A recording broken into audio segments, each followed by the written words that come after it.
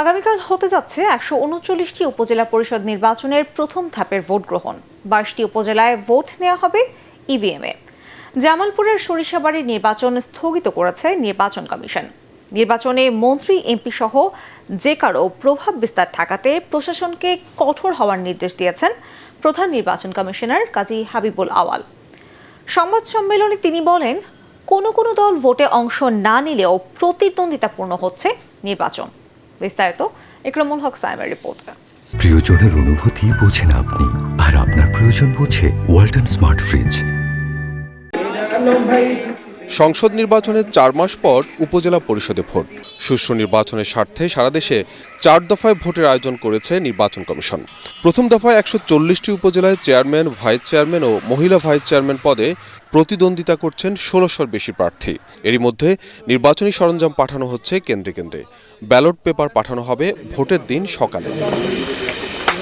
নির্বাচন কমিশনের সংবাদ সম্মেলনে উপজেলা পরিষদ নির্বাচনের সার্বিক প্রস্তুতি তুলে ধরেন প্রধান নির্বাচন কমিশনার কাজী হাবিবুল আওয়াল। কথা বলেন মন্ত্রী, এমপিদের প্রভাব বিস্তার প্রসঙ্গে।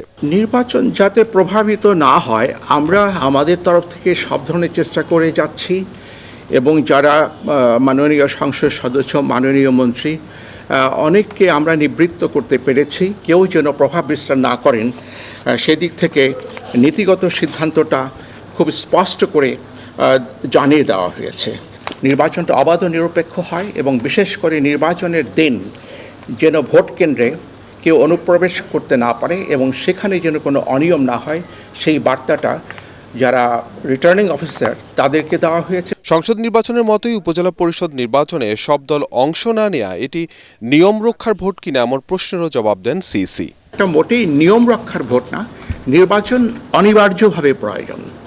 কোনো একটা দেশের যে শাসন ব্যবস্থাকে চালু রাখতে হলে এবং স্থানীয় সরকারগুলোকে যদি আমরা চালু রাখতে চাই, সেই নির্বাচনটা কারো পছন্দ হোক বা কেউ বর্জন করুক, কিন্তু একটা নির্বাচন হতে হবে।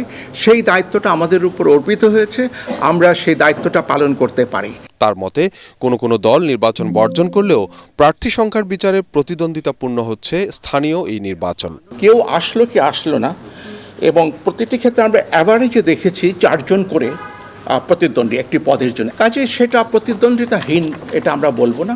এটা প্রতিদ্বন্দ্বিতা হচ্ছে ব্যক্তি প্রার্থী। আমরা দলীয় প্রতিদ্বন্দ্বিতা দেখতে যাচ্ছি না। আমাদের দায়িত্ব হচ্ছে যে প্রার্থী আছে কিনা, প্রার্থীরা কন্টেস্ট করছে কিনা, কন্টেস্ট হলে সেই কন্টেস্টটা যেন অবাধ হয়, নিরপেক্ষ হয়। প্রথম ধাপে এরই মধ্যে চেয়ারম্যান পদে ৮, ভাইস চেয়ারম্যান ও মহিলা ভাইস চেয়ারম্যান পদে 10 জন করে মোট 28 জন নির্বাচিত হয়েছেন বিনা প্রতিদ্বন্দ্বিতায়। ইকরামুল হক সায়েম, এটিএন বাংলা, ঢাকা।